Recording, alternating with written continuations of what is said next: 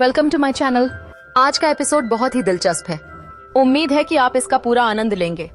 अगर वीडियो पसंद आए तो उसे लाइक करें और चैनल को सब्सक्राइब करना बिल्कुल न भूलें।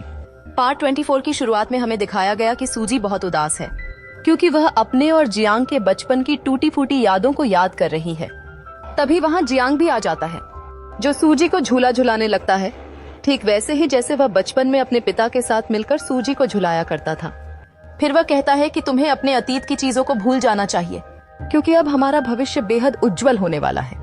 इतना सुनकर सूजी भावुक हो जाती है और जियांग को गले लगाकर रोने लगती है। वह कहती है कि अब तुम्हें मजबूत बनना पड़ेगा, यानी मैं चाहता हूँ कि तुम ये न्यूज हर जगह वायरल कर दो कि तुम लेनोई के साथ कंपटीशन करने वाली हो ताकि हम यांग के प्लान्स पर पानी फेर सकें। ये सुनकर वह मान गई। फिर अगले दिन जब यांग को इस बारे में पता चला कि सूजी ने लेनोई को नाइफ कंपटीशन में चैलेंज किया है तो वह गुस्से से आगब बूला हो गया। वहीं लेनोई जियांग से उनके पिछले मुकाबले की बात करने लगी। उसने कहा कि हमारे बीच जो प्रतियोगिता हुई थी वो पूरी तरह से निष्पक्ष नहीं थी। जियांग ने जवाब दिया कि अब वह इस बारे में कोई बात नहीं करना चाहता, लेकिन लेनोई मानी नहीं और कहने लगी कि वह फिर से जियांग के साथ एक फेयर मुकाबला करना चाहती है।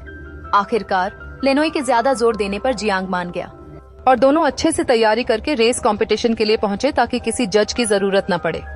रेस शुरू हुई। कभी जियांग आगे निकलता तो कभी लेनोई, लेकिन आखिर में जियांग ने कंपटीशन जीत लिया, जिस पर लेनोई ने दिल से उसे बधाई दी और प्यार से गले भी लगाया। जियांग भी लेनोई को देखकर बहुत खुश हो गया। अगले दृश्य में हम देखते हैं कि सूजी ने प्रतियोगिता की तैयारियां शुरू कर दी हैं। वह सभी शेफ्स को निर्देश देती है कि वे सभी अच्छे से काम करें क्योंकि उन्हें यह प्रतियोगिता जीतनी है। अगले दृश्य में जियांग और लेनोई बाजार में होते हैं जहां वे प्रतियोगिता के लिए सामान ले रहे होते हैं। वहां वे दोनों काफी आनंद भी लेते हैं, यानी प्रतियोगिता की तैयारी दोनों ओर से बहुत अच्छी हो रही थी। जियांग और लेनोई ने काफी सारी डिशेस तैयार की। काम करते करते उन्हें रात हो जाती है और लेनोई वहीं सो जाती है। जियांग उसे बड़े प्यार से देखने लगता है। फिर वह उसे उठाकर कमरे में ले जाता है। अगले दृश्य में पूरी तैयारी में जुटी थी। तभी अचानक लाइट चली जाती है और उसे कोई भागता हुआ दिखता है जिसका वह पीछा करने लगती है। कुछ देर बाद पता चलता है कि वो और कोई नहीं बल्कि केन है। केन कहता है कि मैं तुम्हें चुपके से देखने आया था क्योंकि तुम तो अब मेरा चेहरा भी देखना नहीं चाहती हो ना। सूजी पहले थोड़ी नाराज हो जाती है और सारी शिकायतें उसके सामने रख देती है।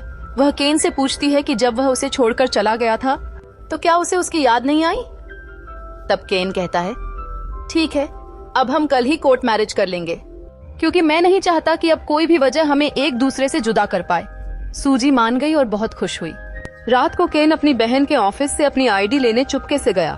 बहुत तलाश करने के बाद उसे अपनी आईडी मिल जाती है, लेकिन उसके साथ एक फाइल दिखती है जिसमें यांग के साथ कॉन्ट्रैक्ट मैरिज का जिक्र होता है।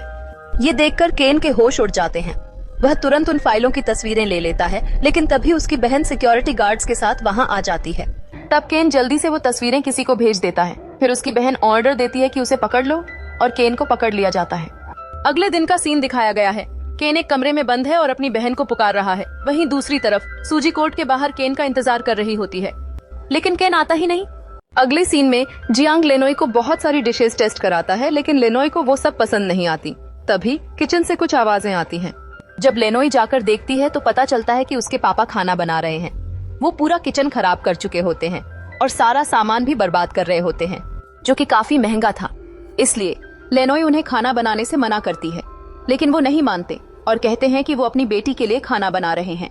लेनोई अपने पापा से नाराज होकर वहाँ से चली जाती है।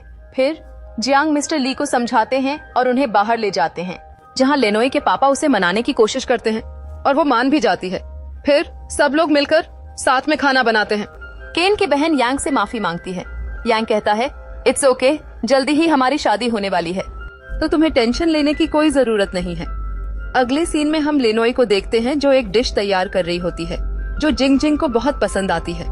वही डिश अब कंपटीशन में इस्तेमाल होने वाली है। तभी मिस्टर कांग आते हैं और केन द्वारा भेजी गई फोटोज दिखाते हैं। वो कहते हैं शायद केन ने ये गलती से भेज दी हो, लेकिन हैरानी की बात ये है कि जब से मैं केन को कॉल कर रहा हूँ उसकी तरफ से कोई रिस्पॉन्स नहीं आ रहा, बल्कि अब तो उसका नंबर भी बंद जा रहा है। ये सुनकर जियांग हैरान रह जाता है। तभी वहाँ सूजी भी आ जाती है और केन के बारे में पूछती है। वो कहती है कि कल रात केन ने कहा था कि वह अपनी बहन के ऑफिस जा रहा है। जियांग को समझ आ जाता है कि शायद केन का अपहरण हो गया है। फिर मिस्टर चाओ की कार लेकर तीनों लोग जियांग, लेनोई और सूजी केन को बचाने निकल पड़ते हैं। उधर केन अब भी एक कमरे में बंद होता है। तभी उसे सूजी की आवाज सुनाई देती है जो उसे पीछे हटने को कहती है। जैसे ही केन पीछे हटता है, सूजी मशीन से दरवाजा तोड़ देती है और केन को आजाद कर देती है। फिर वो पूरे स्टाइल में केन की ओर देखती है। केन हंसते हुए कहता है, वाह, तुम तो बहुत ही ज्यादा कूल हो। लेनोई और जियांग कहते हैं, जल्दी चलो, कोई आ रहा है। फिर सब मिलकर वहाँ से भाग निकलते हैं और काफी खुश भी होते हैं। इसके बाद केन और सूजी कार की पिछली सीट पर बैठ जाते हैं और एक दूसरे को प्यार से किस करते हैं। लेनोई और जियांग भी ये देखकर बहुत खुश होते हैं। थोड़ी देर बाद दिखाया जाता है कि केन और सूजी ने कोर्ट मैरिज कर ली है। अब दोनों पति पत्नी बन चुके हैं। अगले दिन कंपटीशन डे होता है, जहां मीडिया वाले भी पहुंचते हैं और सब लोग बेहद उत्साहित होते हैं। जियांग लेनोई को गुड लक बोलता है और कहता है, अगर तुमने ये प्रतियोगिता जीत ली तो तुम 7 स्टार शेफ बन जाओगी। ये सुनकर लेनोई बहुत खुश हो जाती है। सूजी अपने दादाजी के पास जाकर उन्हें अपनी मैरिज रिंग दिखाती है और साथ ही टीवी ऑन करती है ताकि वो लोग कंपटीशन को लाइव देख सकें।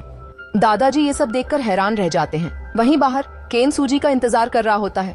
वो कहता है, चलिए माय डियर वाइफ। सूजी मुस्कुराकर कहती है, बिल्कुल। फिर दोनों खुशी खुशी वहाँ से निकल जाते हैं।